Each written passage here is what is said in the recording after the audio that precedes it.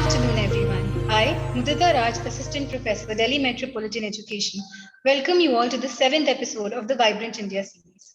Vibrant India series is an initiative of DME Media School for celebrating 75 years of India's independence. As a part of this series, we invite inspiring personalities for online talk, interview, and interaction with the students. This series will be a year-long exercise. It gives me great pleasure to inform all our audience that we are live on Facebook. The personalities chosen for this series will be from all walks of life and from all parts of the country. Our personality today is Professor Colonel R.K.Dargan, Amity School of Communication, Amity University, Noida. I would now like to take a moment and introduce Delhi Metropolitan Education. Delhi Metropolitan Political Education is a A-grade premier educational institute affiliated to Guru Gobind Singh Indraprasth University, New Delhi, and approved by Bar Council of India. The institute offers BBA, BA LLB, BBA LLB with BCI approval, and BA JMC programs. DME believes in imparting world-class education to its students while training them to develop and enhance their skills. This education and training enables them in taking up challenges of the industry and creating a space for themselves with their competence and vigor. DME Media School is one of the most promising media schools in the country. It offers BA in journalism and mass communication. It is recognized as a school focused on the growth of its faculty and students through academic and co-curricular activities. Major flagship programs and events of the school include BG Varghese Lecture Series, Peer-to-Peer FDP, International Film Festival SIFI, International Conference ICANN, and Mega Media Festival Vritika. I now request Akshita Sharma, student DME Media School, to please introduce our guest. Akshita. Thank you, ma'am. Professor Colonel R.K.Dargan started his career as a cavalry officer with the Indian Army, and after his service in the Army, he joined the Indian Institute of Mass Communication. Sir introduces media education for defense forces with a view to provide consultancy to three armed services and paramilitary forces in guiding and implementing long-range initiatives. He was honored by the Army and awarded Chief of Army Staff Commendation Medal for meritorious services. Professor Colonel Dargan was appointed as consultant by the government of Nagaland and Mizoram and organized a large number of training programs for senior officers in various locations. Sir was also on the panel for trainers for BBC World Services Trust and ICRC along with the international trainers. He has handled number of training programs for Delhi Police, Rajasthan Police and police personnel from Uttar Pradesh. Professor Dargan joined Amity University and set up School of Media Communication in 2005. Let us see few glimpses from his life.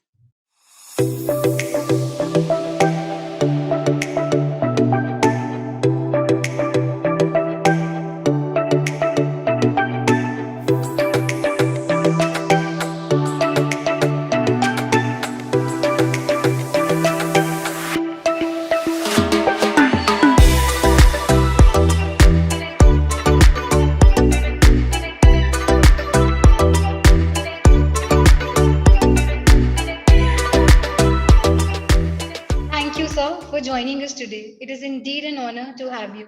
I now request Dr. Susmitha Bala, Head DME Media School, to please welcome our guest. Ma'am. Thank you, Mudita. Welcome everybody in this 7th episode of Vibrant India series. We launched this digital program on August 9 on the anniversary of Quit India movement. Vibrant India series is a tribute to all those people who made supreme sacrifices for the independence of our motherland. India will be completing 75 years of independence next year. We have started celebration this year only. This program has been launched as a part of these celebrations. In the first episode of Vibrant India series, our guest was Brigadier P.K. Saxena, who had served the country in 2 wars. In the second episode, environment activist Madam Bhavreen Kandari was our guest. And in the third episode, Professor Ujjwal Chaudhary, senior media educator and columnist, appeared as a guest. In the fourth episode, Dr. Nakul Parashar, Director of Vigyan Prasar, was our guest. In the fifth episode, Dr. Monisha Behel, a social activist from the Northeast, enlightened us. In the sixth episode, Mr. Rajesh Badal, a reputed journalist, writer, filmmaker, and broadcaster, was our guest. In the making of this country, we all play our role. As a doctor, engineer, as an educator, as human rights activist, environment activist, social activist, as a science communicator, and as a soldier who protect the country on its borders. So, today in the seventh episode of Vibrant India series, we are lucky to have Professor Colonel R.K.Dargan with us, who first served the army and then contributed immensely to the media education in this country. I welcome sir in this program. Thank you. Thank you, ma'am. Now, without much delay, I request Dr. Ambrish Saxena, Dean DME Media School and creator, ideator of VIS Vibrant India series, to address the gathering and take the program forward. Sir. Thank you, Mudita. So it's a matter of pleasure that we started this program, and slowly we are advancing. This is the seventh episode within a month since we have decided this goal for us that we will be completing 75 episodes in a span of 3 years. So that is how we are trying to keep that space, and the challenge before us is obviously to keep the interest of the student, at the same time to find all such good people for this program who have made some significant contribution in this country. Because the very essence, the very nature of this program is that there has to be something inspirational to the students. And this should be from the lives of the people who have done something significant in any walk of life. As Professor Susmita Bala pointed out, you might be contributing, somebody might be contributing at different levels by adopting different professions. But ultimately, the goal is to take this country forward, to ensure that this country develops and creates a niche for itself in the committee of the countries. So that's the whole goal. And we have been having different kind of experts, right from environment activists to the army people. All those people have been there. And Professor Dargan, since he is the guest in today's program, I must tell you, is a person, as we all know, that he has been colonel and he has served the Indian Army, but then in education also his contribution is very significant.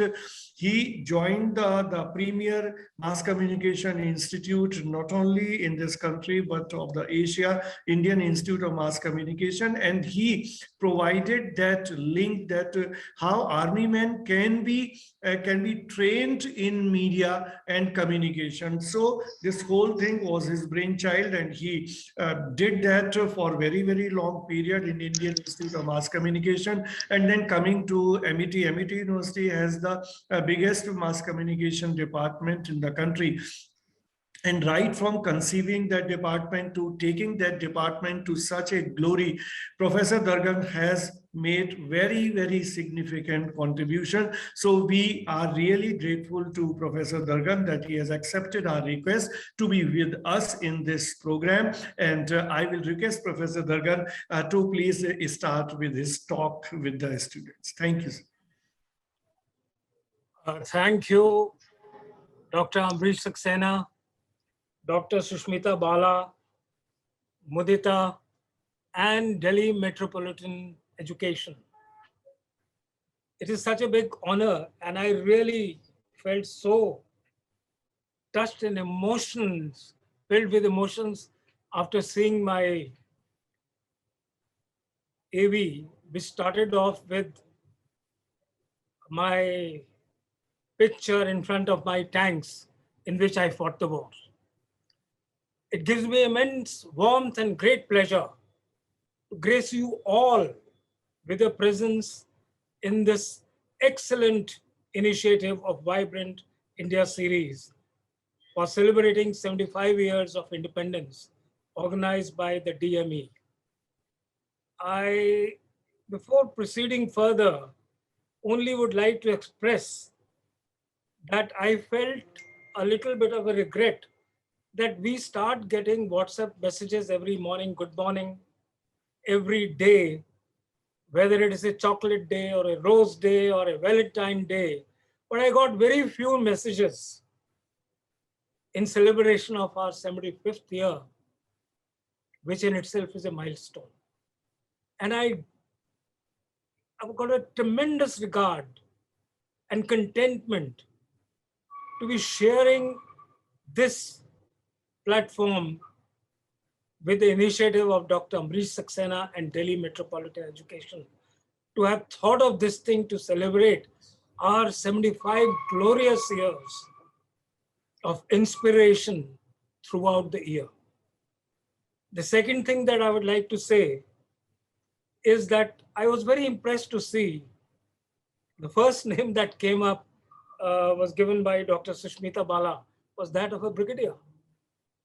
I'm so happy to see that some of us who have served the nation in the army are now pioneers in our own way in the field of education, be it media education or any other form of education.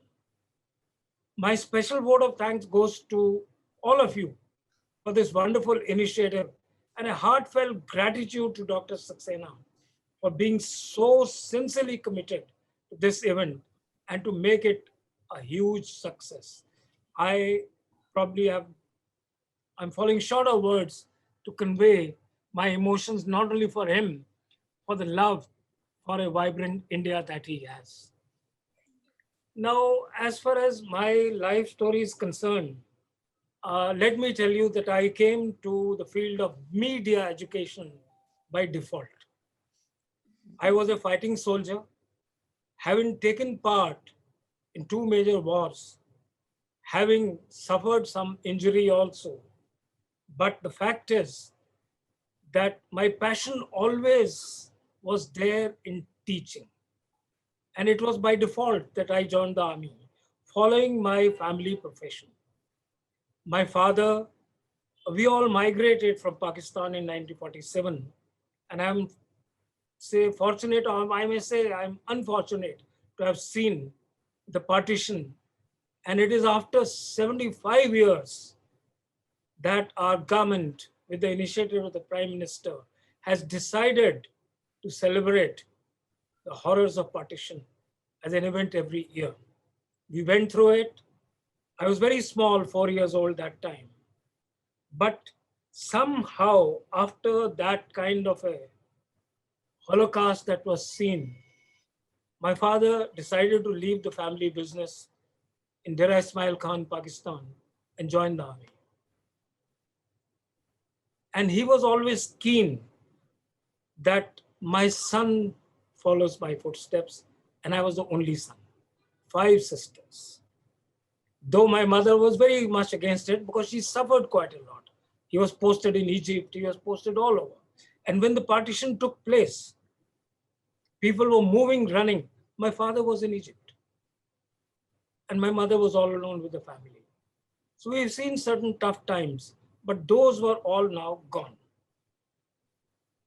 I started my career as a cavalry officer, as mentioned by the MC, with the Indian Army in 1966, after having passed out from the academy with honors. Because always there it was in my mind that I have to do justice to the feelings of my father. I was very high in the order of merit, and I got a unit of my own choice. Now, when these regiments or units are allotted during those days, the Armored Corps, which is considered to be the prestigious and elite arm, where only very high level people, princes and kings and their sons join, I opted for Armored Corps. So during our interview, I was called by the commandant of the academy. He says, why do you want to join the Armored Corps? You don't have a background of Armored Corps. Your father was not in the Armored Corps. I only said one thing, Sir, when my son joins Ahmed Corps, he will not have to answer this question. So I'm creating a family tradition for him. And I got it. And I got the elitist of the regiment, the 20th Lancers. And my first posting was a kind of a very tumultuous affair. We had just finished the war in 65. The regiment was somewhere in J&K. They had won laurels. They had done very well. But they were in the process of moving to Rajasthan. And I was told to report straight to a sector in Rajasthan. When I went there, it was May, 7th of May, extremely hot. First thing was that I was sent by my commanding officer, who was the bravest of the brave I have ever seen, for a reconnaissance all over the desert. And you can imagine what the conditions in May would be. It was not easy for us both, men and machine, to stay there, but we had to get used to it. And I, what you call, started getting used to it. And within 3 months of my joining, after completing my initial period in the regiment, I was sent on a young officers course at Ahmednagar, which is our center for tanks. Fortunately for me, I think I did well there, and I was awarded a trophy called the Silver Centurion. But these are all what you call old things, but the fact is that the memories of my first few years in the army cannot go away.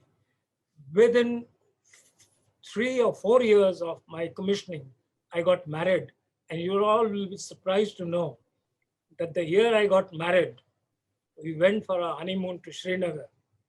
And before I reached Srinagar, there was a message signal, what we call it in the army signal, to report back because the leave had been cancelled and all troops were moving to their forward areas. Because we were about to go in for a war with Pakistan, that Bangladesh liberation. It was a golden opportunity for me, because every officer, a cavalry officer who joins, always is looking for these kind of situations where he can show his love for the country. Now, I'm not going to talk much about the war or whatever it is, because you all know, except one thing, that we were in a famous place called Longewala. You must have seen that movie Border. And we were located in a place called Tanot. And there is a small little mandir called Ghantyali Ka Mandir. Very fierce war took place there. Almost 300 shells were dropped by Pakistan. And that God is there, not one came onto that temple. That temple still stands, is being maintained by the army and the BSF. And if ever you visit that area, must visit that temple. In 71, after the war, we stayed there for almost 2 years. Before the vacation of occupied territory started, and we returned to our bases after 2 years. Then life continued in the army, various kind of postings, various kinds of events. But there are a few events which do not go away from my memory. And the first one is I got posted to Ahmednagar, our center. And there I found that the world is moving very fast towards technology. A lot of technological changes taking place. Well, mind you, that time there were no mobiles. I put up a paper for introduction of technology training in the army. And it took 1.5 to 2 years for us. A panel was formed. And finally, we were able to introduce a subject of technology training in the armed forces, for which I was awarded with the Chief of Staff's commendation, as was mentioned by Mudita just now. After 33 glorious years in the army, on various assignments, various postings, doing so many good things. I was very fortunate to take over command of the regiment at a time we were in the operations. I commanded the regiment for 2.5 years, during which time we did exceedingly well, because it is the desire of every officer to command his regiment. After that, I got posted to the think tank of the Indian Army called the Army Training Command. And what changed the course of my career was very interesting. And I must highlight that. A very derogatory article appeared in a magazine which was very popular about army officers and their private lives. This hit me very hard. I walked up to the army commander, later who became the chief, and it said that we must do something, because you're all aware that till certain time, that time, army was under certain regulations. We couldn't open up with the media, we couldn't interact with the media. During one of my commands in Jalandhar, my deputy's wife wrote a book, and later on this officer was asked to put in his papers on administrative grounds, because she didn't take permission to publish the book. That was a kind of security. So we said, put up a paper in which I said, we must now open up with the media, because technology is advanced so much that you can't hide anything. You can't remain behind an iron curtain. The chief accepted this idea, and he said, how do we go about it? I said, we must start courses for the armed forces. So I came hunting to Delhi and found a place called Indian Institute of Mass Communication, where we started courses in quote unquote media management. Why I said quote unquote is that because later on, the media objected. They say media cannot be managed. Media management means control. So media can't be controlled. It's free media. So we changed the name to media communication, and we started these courses. For about 9 years, I was running these courses in the Indian Institute of Mass Communication. And subsequently, the chairman, Mr. P. Murari, later asked me, why don't you join us? So I put in my papers, and suddenly that article which was written by the magazine in my mind, I said, we must do something about it. And I submitted my papers, resigned, and joined the IMC, and started to work in the field of education. And for the last 24 years, I have been trying to make a difference by setting benchmarks and new initiatives in media education. I had no formal qualification of media, but then I had to study, I worked very hard. During my tenure in IMC, I benchmarked many projects and developed a lot of new initiatives.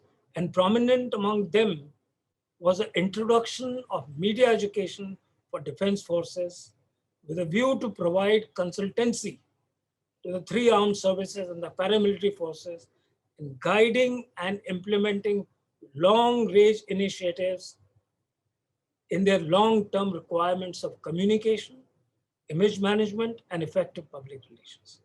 This was a very big help, particularly when the army was fighting, doing certain counterinsurgency operations in the Northeast, as well as in J&K. Sometime we came under a cloud. So I put up a proposal. Media cannot be present everywhere some incident has taken place. And people that like the Bijbihara incident, Poshupura incident, an army comes under a cloud. So why can't we train some people and send them with the media teams to cover the event live instead of waiting for the media who cover certain wrong things because they're not there. We have to use the media as a force multiplier in combating holistic public opinion through an effective management of the media. And that is what had happened. Since then, I've been carrying on And finally, after having worked for so long in the field of media and in shaping public opinions, I was approached by the BBC World Service and ICRC also to work for them and join them, which I did very willingly, and particularly working in the field of behavior in action, how the people should minimum collateral damage and all.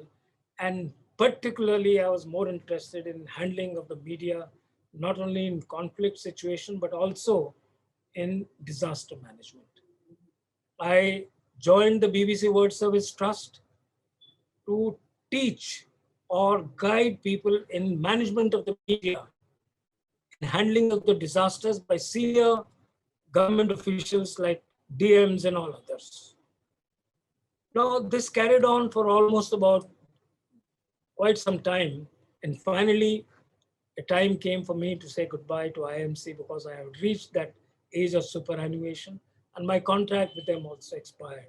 And I joined Amity School of Communication, which was being set up by our respected founder president of Amity Group of Institutions, Dr. Ashok K. Chauhan.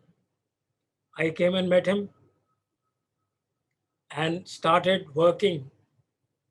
We had only that time 2 courses spread over a distance of 20 kilometers between Delhi and Noida. We started working very hard and reached a stage where, probably like Dr. Ambrish Saxena said, that Amity School of Communication probably is the biggest school of media studies in the country. At the moment, we have about 1,800 students, 11 programs excluding PhD, 38 scholars for PhD. And finally now, with effect from 1st of June, time came for me to hang my boots. And I started only acting in the capacity of an advisor, Amity School of Communication, and handed over charge to my very worthy colleagues to move forward and carry on the legacy of being the #1 media school in the country. We set up an excellent state-of-the-art studio. We set up a beautiful radio station and all kind of facilities that are needed, because after having been in this field for 24 years, I realized that students have to be given on-hand practical exercise. There's no point when they join the channel or a media house, they don't have time to teach them. They must be sent from here industry ready. And that is what we worked for, and that is what we did that. Now, if time permits, I probably was very keen to address the young students. In the 7th decade of our independence, India stands on the cusp of a major change, a transformation that could lead to unprecedented economic growth paired with radical improvements in the nation's human development index. I remember very distinctly once when I was listening to late Dr. J.S. Verma once, and when he said, India has got a huge population. Don't count the population, count on them. And that is what probably he meant, that we should be lucky that we got a large population. A young India with a large digitally enabled middle class is asking for growth and change. A young country with rising expectations, India is nearly 65% of its population is younger than 35.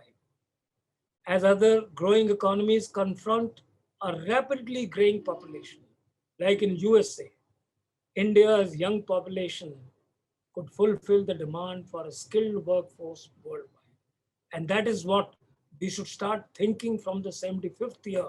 And by the time we reach 100 years, I may not be there. Definitely, I will not be there. Emergence of new technology, especially mobile. India has sparked social change that's difficult to now quantify. Mobile, internet, social media penetration, and its growth can be quantified, but describing the changes in social values and lifestyles that have to be accompanied need to be understood by the young. They have to use this forum, this technology for improvement, for constructive purposes, rather than to spread falsehood.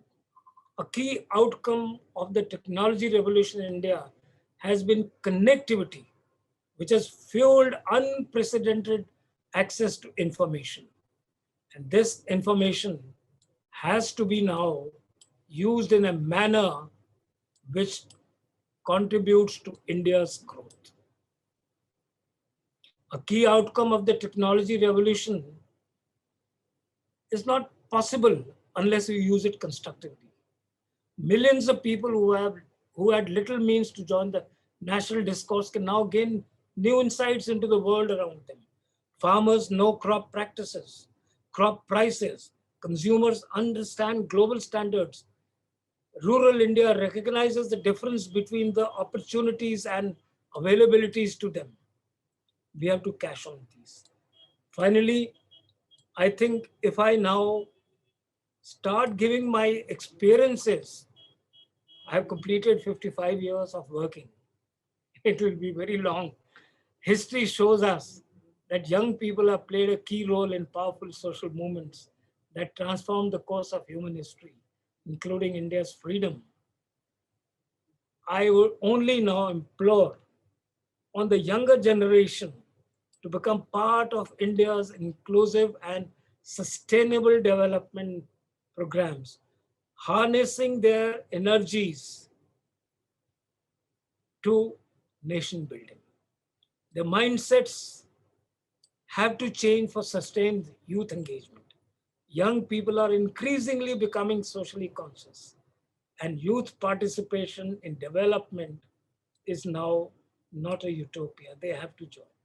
Providing youth access to resources and opportunities to positively think of challenges and develop solutions is also the need of the hour.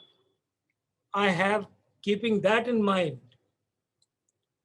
recently started a small little venture of my own, for which, in case you are interested, you can join me, you can send me a message, you can send me a phone call, in which I guide students not only to appear for competitive exams, it's all in goodwill, not only to prepare themselves for nation building, but also to develop their overall personality. I was the only one. For 2 years, we worked so hard to train 40,000 Delhi police personnel, UP police personnel, Rajasthan police going to 5 districts in their behavior when the Commonwealth Games took place.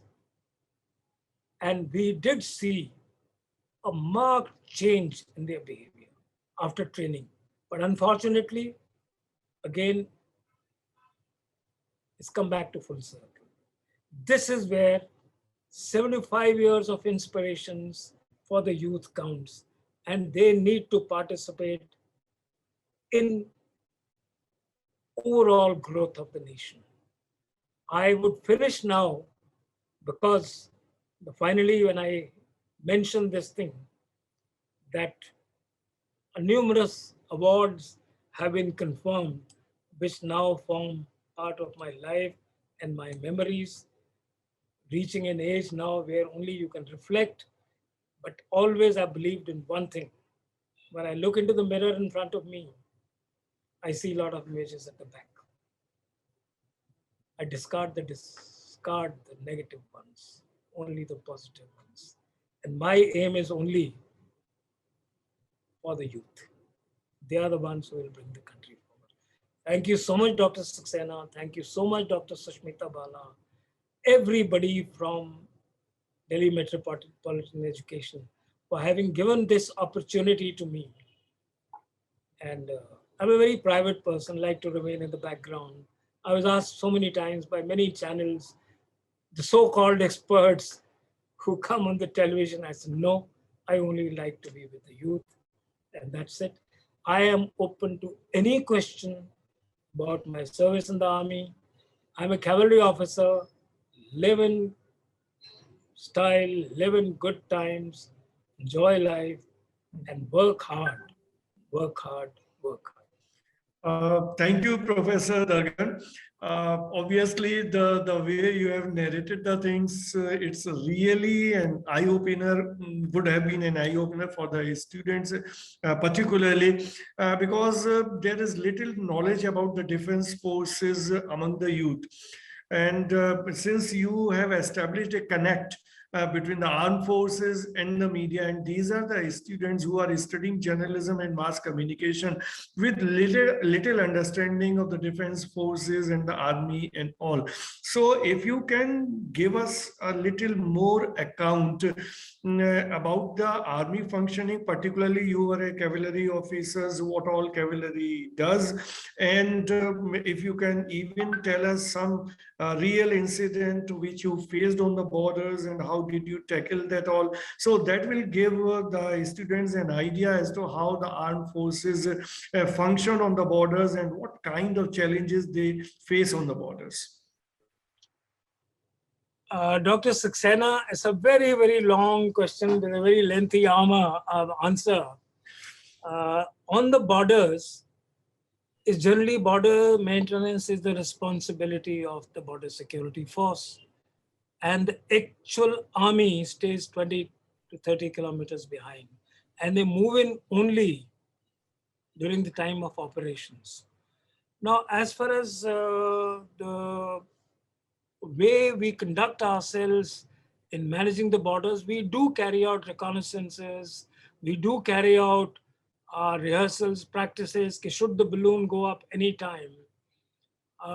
Not the same case is not there with China border, because where the armed forces are actively involved in protecting our integrity of the nation by staying at the LAC. Now, as far as the cavalry is concerned, cavalry earlier used to be of horses. Later on, it was converted to mechanized forces of tanks, and all the tankmen still call themselves cavalry officers. Now, there are two kinds of warfare that we generally fight. One is a defensive and one is an aggressive. India has never involved itself in aggression. We don't have any kind of a will to annex somebody's country's territorial integrity. But today, you all know that the days of conventional warfare, where two armies used to stand in front of each other and fight for territory for subsequent political gain, are over. Today, we have a new kind of a warfare, and that is insurgency, terrorism, limited wars that you saw in Kargil. These are the kind of warfare. And the major difference in these kind of warfare is that today it's not fought on the borders only. It is deep into the hinterland and the interiors. So what we have, if you take the casualties of the past 10 years, you'll find more number of civilians have been killed in insurgent situations than in borders. So we have a very traumatized population today. Nobody knows I'm traveling in a bus and where the bomb will go up. Nobody knows I go to a Sarojini Nagar market and there's an explosion. So we have a very traumatized population. So the complete nature of warfare has changed. And recently, even the armed forces also are undergoing the concept of lean and mean forces, with the tail heavy is going away. So the tankmen, the conventional method we used to have, roll over the enemy and capture the territory, and it's all gone now. Even a cavalry officer today has to undergo training of insurgency kind of a situation. Sometimes I feel that our times, when we had only a few armored regiments, it was a different kind of a warfare. So today, what you call is a total change situation, and we will find now a new kind of warfare that is coming. Information war, electronic warfare. where you can destroy the entire strength of the enemy, entire fighting potential of the enemy by just a few buttons. I was reading recently, I don't know if you all do Google search and find out something called a new weapon system that we are developing, which is a top secret. I shouldn't be talking about it, but today you can't hide anything. It's Kali. It is the incarnation of Kali, who was a destroyer of the evil. Today we are developing Brahmos, Kali, Raphaels. But warfare basically remains the same. The methods and the means have changed. Our time warfare was different. Today is slightly different, where probably we are fighting an unknown enemy. Who is the enemy? We don't know. We have to be careful about the situation developing across our borders. You all have been going through it. We have to be very, very ready to meet any kind of challenges. Look at what happened when the surgical strike took place. After the surgical strike, there was a more of an information warfare that we only knocked down certain trees. And there was no surgical strike. So we have to what you call prepare ourselves. And that is what my aim in imparting education on terrorists' use of the media, on terrorism and warfare, conflict management, conflict related issues. In my department, I introduced that. And I said, it's not only defense journalism, media reporting, but you must understand because today the warfare affects every human being in uniform and not being in uniform. Professor Dargan, you understood the importance of communication and media for the army way back in 1960s and 70s, and now this is 2021. So since that time, and particularly as you yourself mentioned with the advent of internet, now everything is in the open. But then whatever operations the army conducts, it is always, I mean, it is always in a situation to decide what all should be publicized, what should be known to the people, what all should not be known, and how the common people can be educated and can be made understand in a better way the functioning of the army and the great service that the army is doing for the country. So can you, in the present day light, can you throw some more light with regard to this connection with the relationship of the defense forces and the present day media?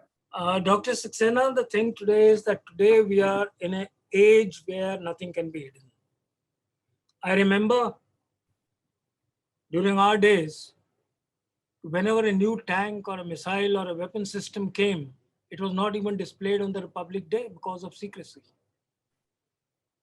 We were not able to talk to anybody.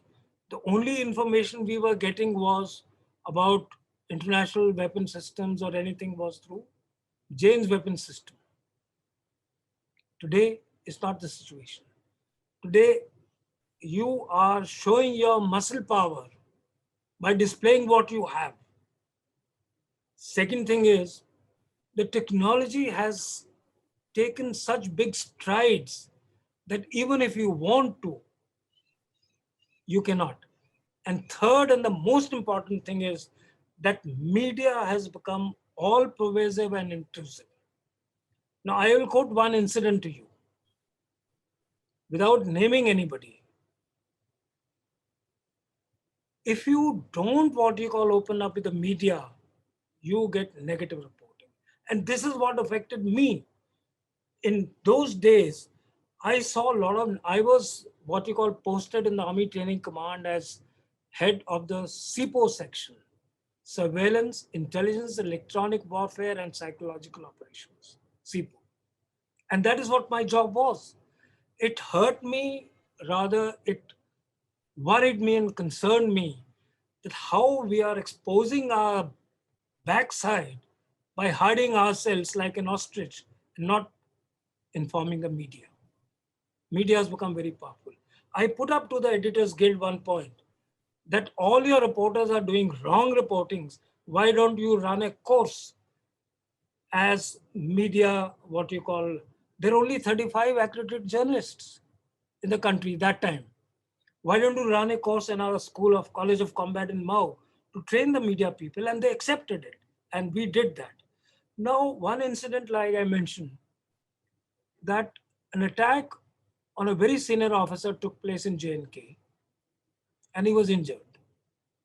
The media, one editor rushed its reporter, who's a good friend of mine, to cover the incident. But that time there are certain regulations that army will not open up with the media, they'll not come out. And during that time, in one of those skirmishes, certain people were killed. You all remember the Bij Bihar incident, how the media reported that army did that. Today, we've got the finest army in the world. No blemishes, no false record. Unlike the Pakistan army, when you call butcher of Tikka Khan or whatever. I forgot to mention this thing, that when 90,000 prisoners were taken in Bangladesh, they posted certain officers to look after the PW camps, and I went to Faizabad. And one of my prisoners in the camp was, do you know who? General Niazi's ADC, his son, own son. He became a little friendly after all. They were only war prisoners, they were not criminals. We started talking to each other. And he came out, he says, you give Indian Army officers and Pakistani soldiers, no power on earth can beat us. Such is the kind of integrity which an army officer possesses. Be it J&K, Operation Satyavanna, schools running, opening up the places, everything is being done by the army. But somehow, unfortunately, the media does not report good things. They say, no, आप सबसे पहले अमरीश जी सिखाते हो, a dog bites a man is not a news. A man bites a dog is news. Media persons are like alligators. You don't have to love them. You don't have to hate them. All you need is just to feed them. And this reporter from that particular very important newspaper was rushed by the editor to J&K. He could not get the information. He went to a police station, थाना. उधर वो पंचनामा किसी का 6 bodies पड़ी थी, उसकी report लिख दी कि 6 आदमी मार दिए. This is the kind of media. And now today we've got Sone Pe Suhaga, social media, who create all kinds of falsehoods. Do you know that all these reporters who are reporting from various places in the borders and all, unlike, of course, beyond reporter Aman Malik, who goes deep into the interiors of Afghanistan, our people are not allowed to go there. But they report as if I'm seeing the action live. This is what probably our media has to learn to be more accountable, responsible. And I am not saying that we are the only patriots. Media is as patriotic, as faithful to the nation as we all are. But somehow, there are certain pressures. One, editorial pressure, commercial pressure. These need to be guarded against. And secondly, Amrish ji, आपने notice किया होगा, सबने notice किया होगा, कि every news channel, they say we the first. They're putting that. If they are the first, then who is really first? Every news channel says breaking news. If every news channel is breaking, so we have to become more responsible. Media has to be a little more considerate for the national security, which I'm not saying they are not, they are. But a little more than probably what they have to overcome the commercial challenges, the commercial pressures. Professor Dargan, one of our students, Aditya, he has put a question that during your posting in Longewala, while you were so close to the border, what was your experience that has still stayed? Well, it's all desert that time. There was nothing for miles and miles. We were using balloon tires and massive. And incidentally, I was there in Pokhran for a very long time. And that time, there were no roads. There were no infrastructure. We always used to face something called Kali Andhi, where probably when the Andhi comes, There is sand in your eyes, in your ears, in your lungs, in your food, everywhere. And that is the time we used to enjoy also. That is life it is. There was nothing spectacular that was there in Longewala. I visited these places much later now, recently, and there's total change. The Rajasthan canal has come up there, they're really green. That is time, only thing comes in the mind is nation, the flag, Naam, Namak, Nishan. We have to think of that only. And that is what it keeps you going always. There was I actually was not really involved in too much of fighting at all, because Air Force did the job very well. And Major that time, Kuldeep Chandpuri was there. We lost some people. They were awarded honors also, but these were good experiences which remain with you for a lifetime. Professor Dargan, incidentally, just now I have seen in the chat box that some of the students from MET School of Communication are also there among the audience, and Nipurnika Sarkar is also there. She wants to ask a question. Nipurnika? या निपुणिका, तुमको सजा दूंगा, तुम मेरे से इधर आके पूछ सकती थी. Nipurnika, are you there? I mean, you can ask the question online. Unmute yourself, Nipunika. Online पूछना होगा ना सर उसको. हाँ. I think she has not been able to unmute. Till that time, I will ask my student to ask the questions. The students, you are there. Some of you might be asking questions, perhaps. Good morning, sir. Good evening, sir. First of all, I would like to say your session was really nice, and I really enjoyed listening to you. And I had some questions to ask you. I was wondering, how should journalists conduct themselves during wartime reporting?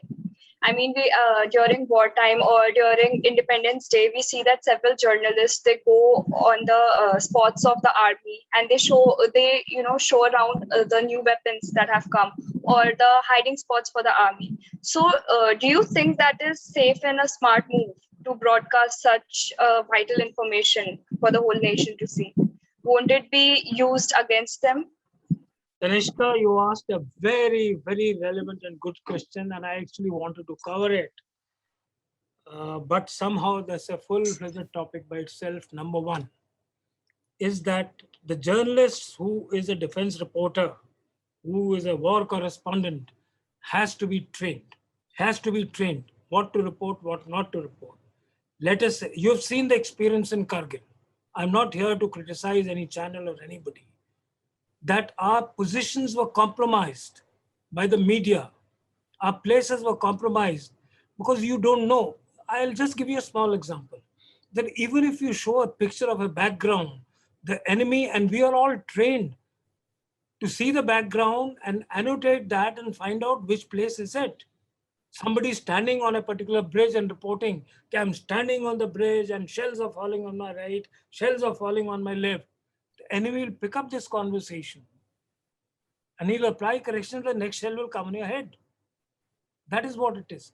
Second thing is, the journalists, whenever they cover reporting of war, they had to be mentally and physically prepared. Safety is the most important thing. Now, I remember the moment Kargil war started, what was it? It was June, right? It's very hot here and it is very cold there. They rushed with chappals and rushed in certain things in which probably they were not prepared to face the vagaries of the weather and challenges. We learned a big lesson. Later on, the Indian Army created ADGPI, Additional Directorate of Public Information, in which a journalist going to cover war is given a briefing, is issued with clothes, protective clothing, snow clothing if they're going to Siachen or something. They have to be prepared. वो ऐसी चल रही है सब because Like I said, rush, editorial pressure, we the first, breaking news. They didn't report correctly. They have not trained themselves. Let us say a journalist is with a particular platoon in a trench and they take out their camera at night or whatever. They switch on the lights, they give the location. The next shell will come on them. This has happened all over the world. There was once upon a time something called embedded journalism. I don't know if you remember it. Embedded means a journalist was assigned to a particular unit. And we had D.R. Monkekar and Ramon Roy and so many big names. So it has got some kind of a disadvantage in the sense that embedded cannot go across to report from the other side. He will only report good things about us. That's it. So that particular thing is over now. And journalists are free to manage their own. But at the same time, there is no law, there is nothing to cover a journalist working in a dangerous protection mission. You remember, and long time ago in J&K, Pradeep, Hindustan Times photographer, died. Nothing was given. United Nations has under Article 754 or something, I don't remember exactly, passed a resolution, protection of journalists engaged in dangerous professional missions. But like I mentioned to you before, we put up a proposal that a journalist trying to cover defense must be trained. He should know what is the difference between a howitzer and a gun. He should know what is the difference between a rifle and a gun, a tank and an APC, a tank and an infantry personal carrier. Some people get up and ask, sir, why is it that some people wear black stars and some wear yellow stars? They should know. They have to be issued with an accreditation, and this accreditation cannot be issued unless you are trained.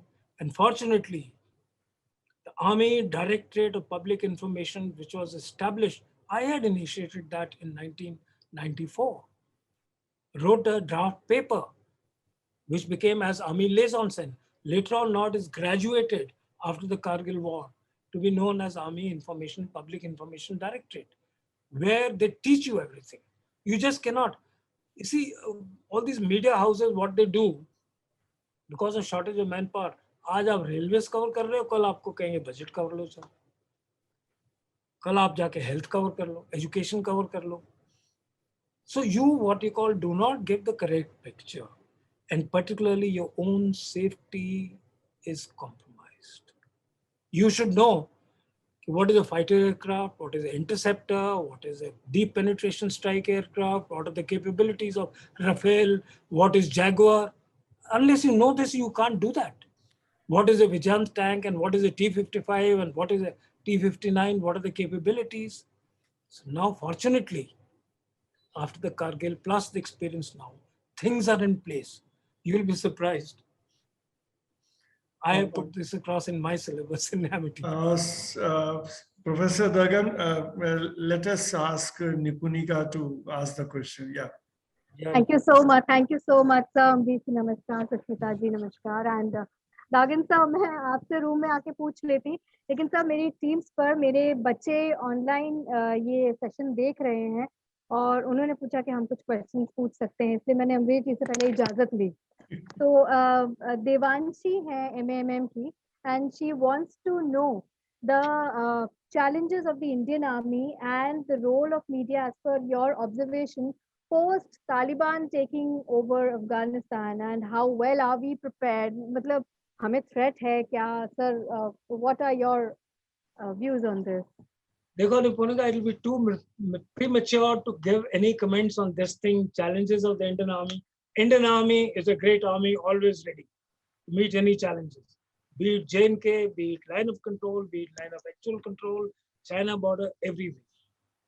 We will, what you call, be ready to meet any challenges as the government tells us to do so. We can undertake strikes at very short notices. We are being modernized, we are being looked after. It's the finest army that you can ever come across. Now, as far as the challenges and the Taliban, I will go as per what you call, like you all go as per media reports. They say we will not, what you call, Kashmir is a matter between Pakistan and India. Why should we interfere? But whether you can trust them or not, it is entirely up to you. We have to wait and watch who all take over. You'll be, I hope you know that the Deputy Foreign Minister is an ex-cadet of the Indian Military Academy, Sheru. So what our relations will be, we have to wait and watch. And Indian Army does not take any action on their own. It is a political will of the government. It is a political decision and not an army decision. But we are mentally, physically, otherwise prepared to meet any eventuality. Yeah, so Professor Dargan, we will be taking this last question because we are in the fag end of the program. So now we move towards the end of this program. Thank you, Professor Dargan, for giving such a vivid account of the army composition, the functioning, the responsibility, and the greatest service that they do for the country. And we all are with you in this belief that Indian Army is the best army in the world, which not only perform its duties on the borders, but within the country, wherever they are needed, they are always there. So we all owe to Indian Army.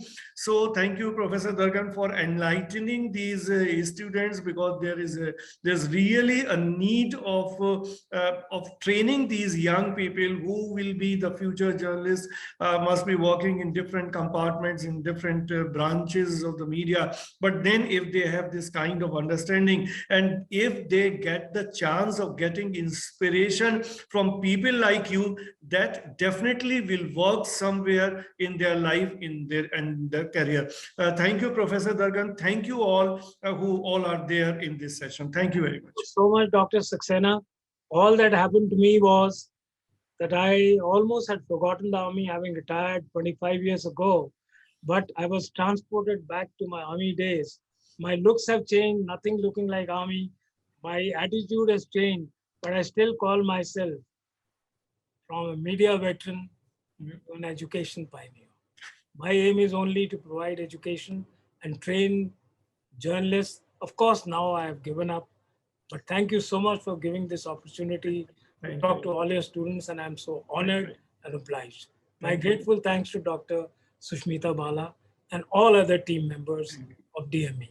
God bless everybody. Thank you.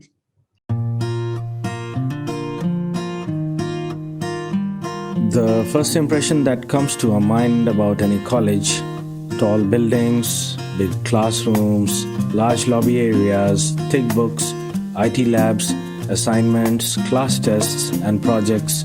Nothing besides that. Every hour, minute, second spent here help us carving and shaping our persona, cultivating innovative mindsets for the challenging world. Learning is a lifelong process. Sharing knowledge, inculcating values of life, spark the innovative horizons of mind. Fun and frolic is the nature of every nook and corner here. A daily dose of thrill we are sure to get here.